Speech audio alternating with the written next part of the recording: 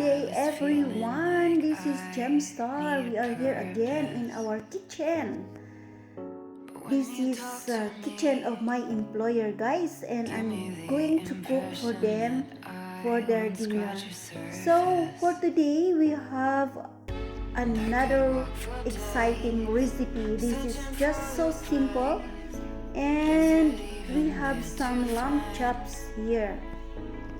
We are going to cook lamb chop with vegetable, and we just put it in the oven. So baked lamb chop with vegetables. So here our lamb chop, so we just put salt and pepper in this lamb chop, and we have some potatoes, zucchini, we have some tomatoes, bell pepper, onion and garlic, and a slice of lemon to squeeze later on. And we have here olive oil, chicken powder just to season, salt and pepper, and then the dry garlic. And we have some herbs bouillon here, herbs cubes, and we put it in the water.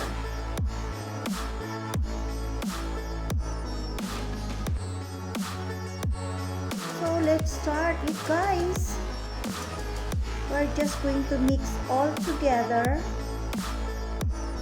and then add more salt and pepper on the top. Here I put a little bit of olive oil,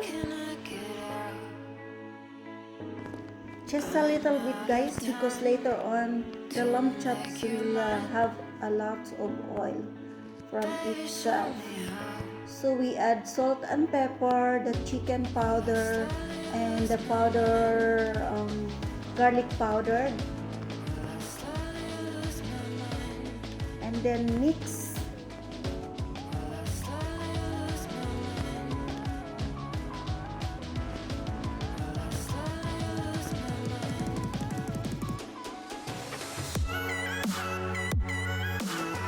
In this recipe, it's for about 4 person. So we add our tomato. Yeah. We add our onion and garlic.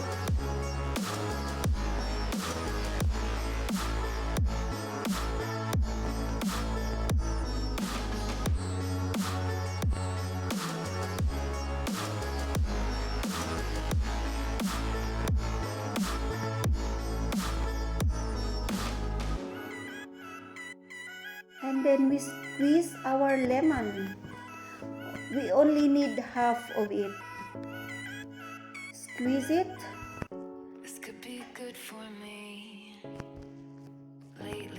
And then we add some of our vegetable on the top. Yeah, we mix it a little bit. And then we just add our potato and the zucchini on the top.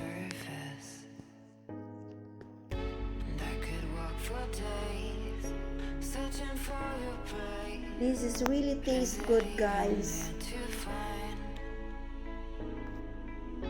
It's so simple. And then we will just bake it to the oven for at least 1 hour. And then under, the meat is under, it is really very soft. So we add here our herbs bouillon, the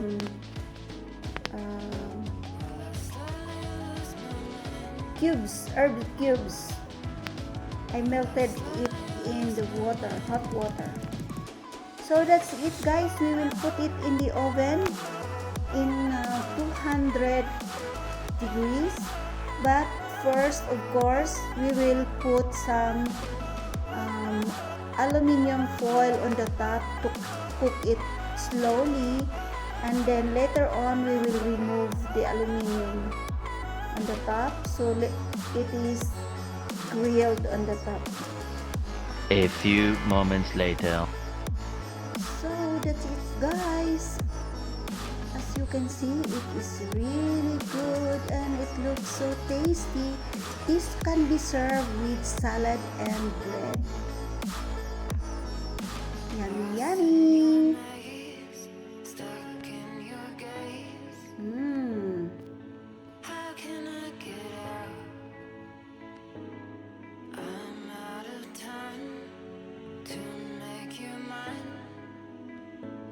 It's ready.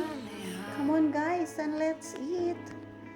That's it for today guys, for today's cooking.